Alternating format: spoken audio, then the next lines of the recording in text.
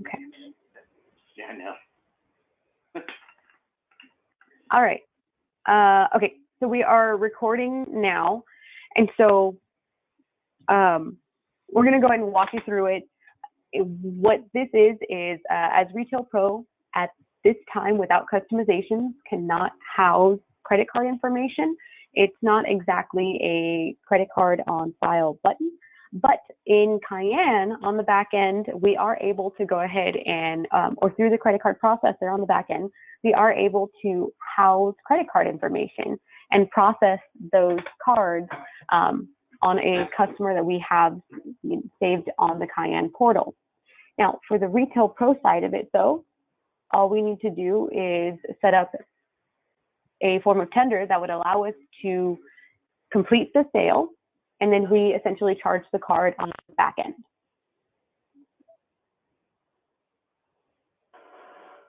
And so on a brand new transaction, don't necessarily need to go ahead and get a whole lot of stuff in here to use the fees, but I'll just grab an item really quick.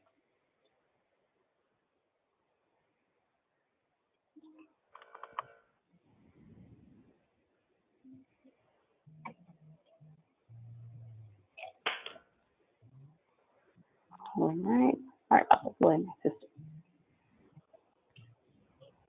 Very much a training data.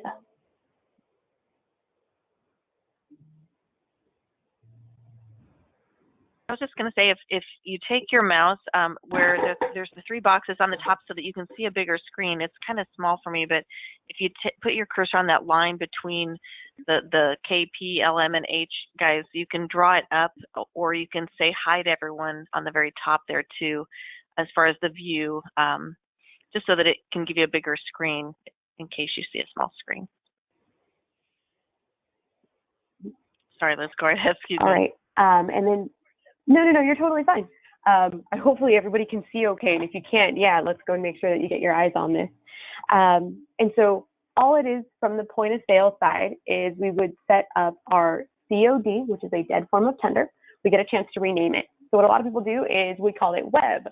And then that allows us to use this form of tender to record this sale. And then, as I mentioned, on the back end through Cayan, we can charge the card later, but it gets our customer out of the door quickly, and it's very streamlined, and we'll break out on our Z out report separately. So we would just click into web, the taken amount. There is no check authorization or driver's license number required. So if I'm taking 1631, that is just going to stay there at 1631, and we are good to go. Now I can go ahead and print an update or update only.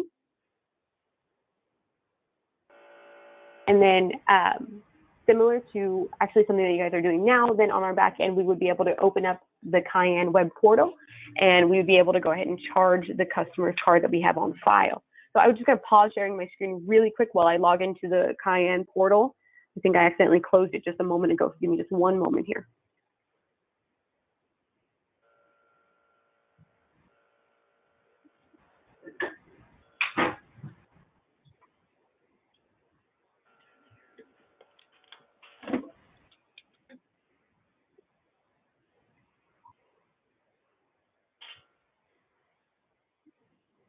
And then, of course, if you guys have any questions or anything like that, please feel free to ask.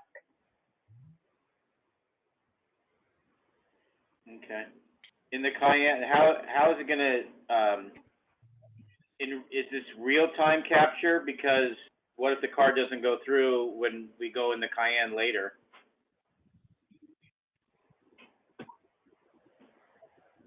So it would be a credit card that we can keep on file with expiration dates. And so if there is an issue later on, we would need to go ahead and contact the customer.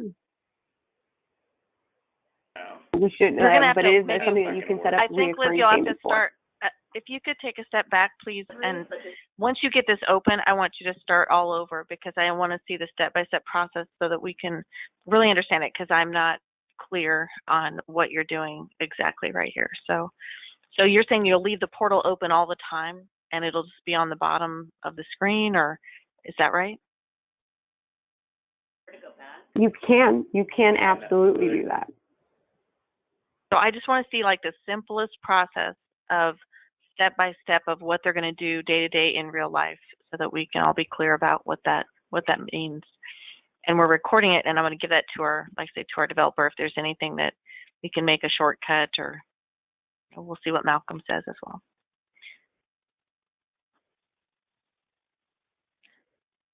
So I'm still seeing the DaMoors V9 upgrade screen, or the starting point, right? So Yeah, sorry, you Karen, trying to... give me 1 second. I just need to go ahead and Oh, no, sign that's in. okay. Yeah. I just wasn't sure if I was supposed to be seeing the other screen right now.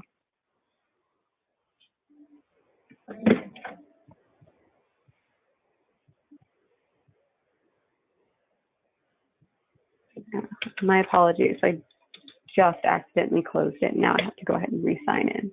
That's okay.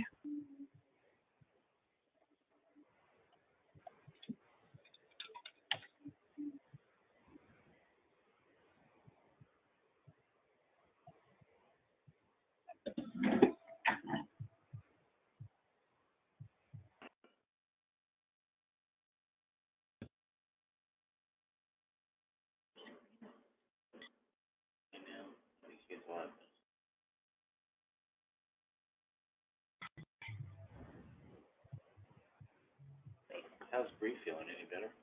She sounded better, but she Sounds horrible, yes. yeah, I mean, she still sounds horrible, but, I mean, I was worried about COVID, but it's more sinus. Yeah, well, she said she Going- got checked. She said it She was had negative. chest via Zoom. Yeah, she got chest, no, she For for COVID, COVID, yeah. But for the doctor, it was via Zoom, and they gave her antibiotics. Like, I don't wanna take antibiotics without being seen, but today she's being seen. Oh, good. It's, like, if it's viral, I threw her antibiotics off her life. Yeah, She so has an immunity problem. yeah.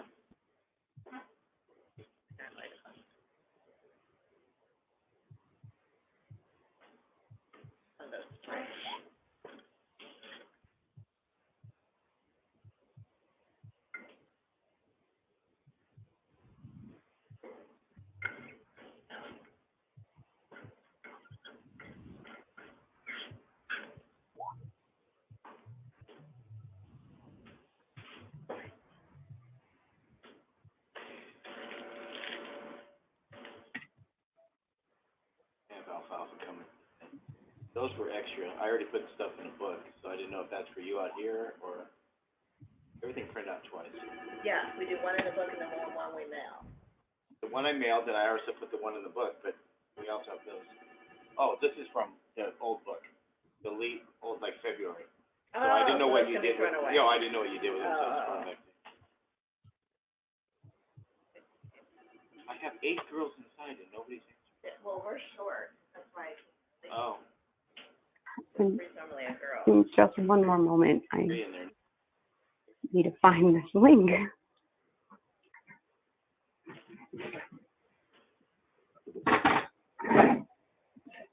That's, I checked to see if all those invoices were in the computer. And they were? Yeah, they were. This might be, that might be it.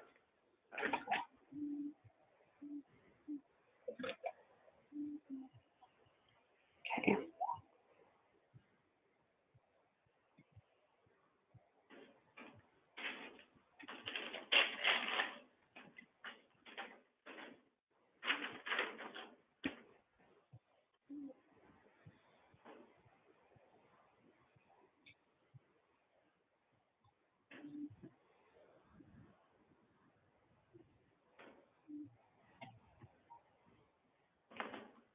This isn't gonna be how it is in the store when we're trying to use it, is it? No, not at all. I apologize. I just needed to find that link one more time. And of course, it was just a little bit buried in my email, but I have it. I'm pulling it up right now. Just one more moment. No problem, just giving you a hard time. No, that's all right. But it's one of those things where definitely my kind of luck, you know. It's funny, it's a computer company and it's computer issues, because I remember when we went to the pet show a few years ago, your computers didn't work. When we first wanted to see all of this, it was like, well, that was before COVID, obviously. You know, that was a few Like years 2019, before. yeah. That was probably me at the trade show. I always get one box short shipped to me that happens to be the brains of the whole thing or something. That's always fun at a show. Right. Oh, Karen, I feel like you definitely feel my pain here when I say, oh, wow, it's my luck, huh? I know. Well, Sandy, our boss, always says, hell is a trade show that never ended. And that's it's so weird that I haven't been to one in so long. It's been, since the COVID. So yeah, it's going to be, I'm actually looking forward to seeing customers, seeing people again at the Super Zoo. And are you guys doing any shows this year? We were thinking of the August one in Vegas for the Super Zoo. That was about it. I'll be there for that one. So we'll be all set up and dolled up and hopefully working at the POS for you. So yeah. All right. So let's go through this one more time. You're going to walk us through what we would normally be. And so easiest and most straightforward would be to, of course, already be signed in. So already be signed in and have it open on the screen. Now, when it is open on the screen, that is going to allow us to charge the card while the customer is there. And so we can go ahead and ring it as a normal sale all the way through till this point. And here, again, we would use web. For now, since I already have it open, I'm going to come over to my TSYS login. Under reoccurring billing, we are able to add our customers and then add cards to those customers. So this is a customer that I added already. And so I would go ahead and click into my already existing customer, and I can have a card here, and I can go ahead and create a sale assigned to this particular card.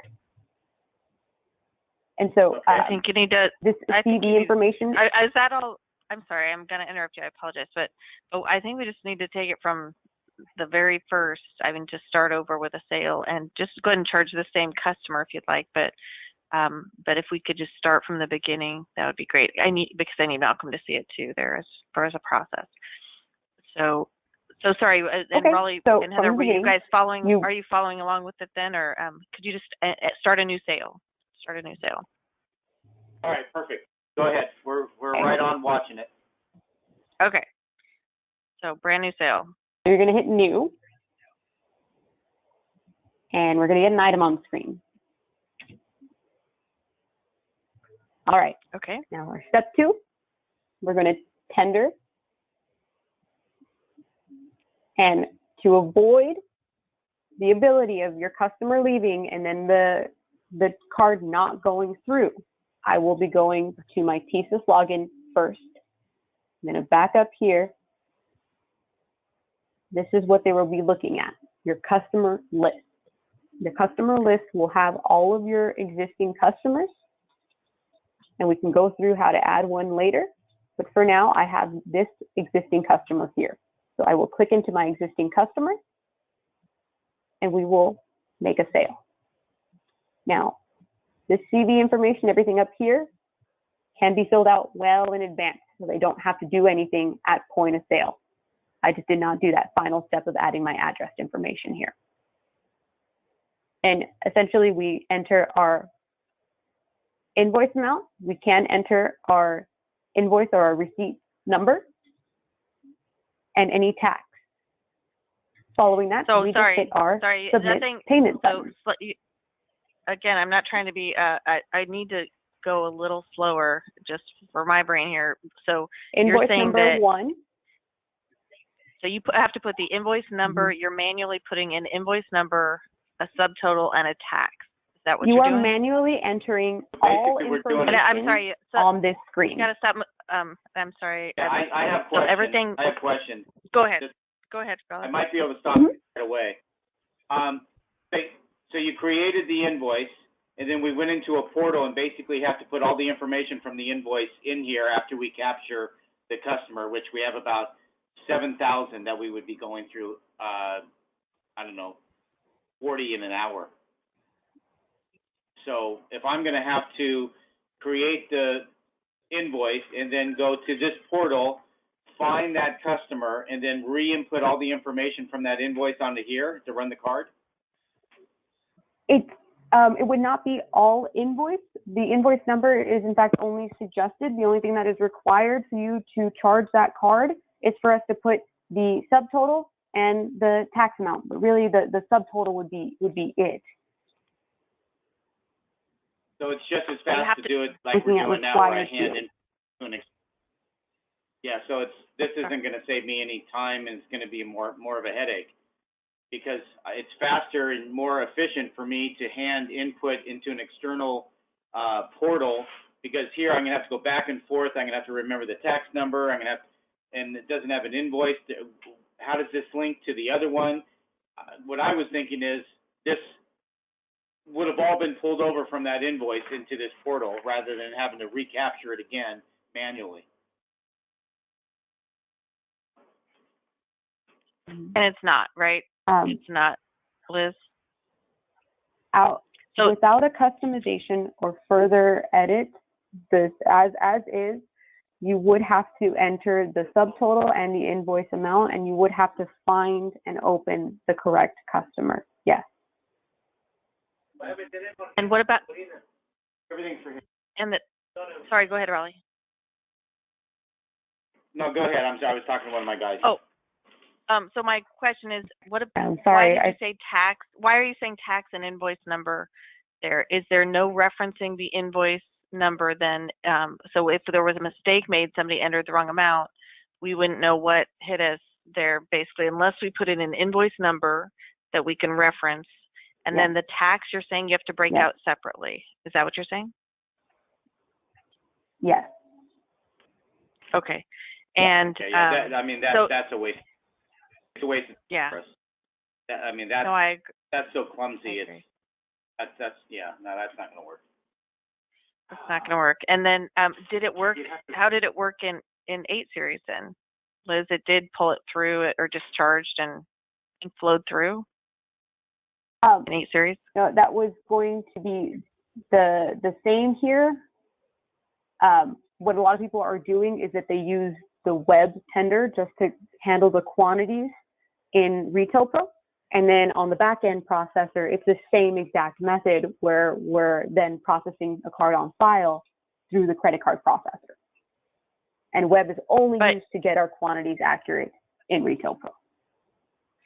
But there is, I mean, they're on 8 series right now, right? So, did they just they're doing something very similar to this already. But they're not going into the portal and doing it. It's charging the card on a file, and they're keeping their card on file right now. Is that right? Yeah. Are you talking to us? I'm actually asking Liz. Yeah, right now, Liz, you guys. But tell me, Raleigh, then, how are you guys doing it? Sorry, I'm trying to understand the differences. All right. What we're doing right now is we would write up the invoice, tender, we run the credit card because it's in our Pro system. When we go into our second screen, the card pops up right there. We hand input the card, and then we put the authorization number on the invoice, print the invoice out. That's like 100 times faster than what you guys are showing me, and there's no way. I mean, ideally, a normal system would, when I do this invoice and I push web and it goes to a portal, all this information should populate in that portal. That's the whole thing I was looking at. Now we have to go to the portal, go back and forth, look at the information, go there, punch in an invoice number, go back, look at it, punch in the tax amount. It's just clumsy for us. This is I absolutely agree with that. I agree. And let me I think we should just stop the recording then, Liz. I think that we all get where we're at, and then I just need to get that in front of Malcolm and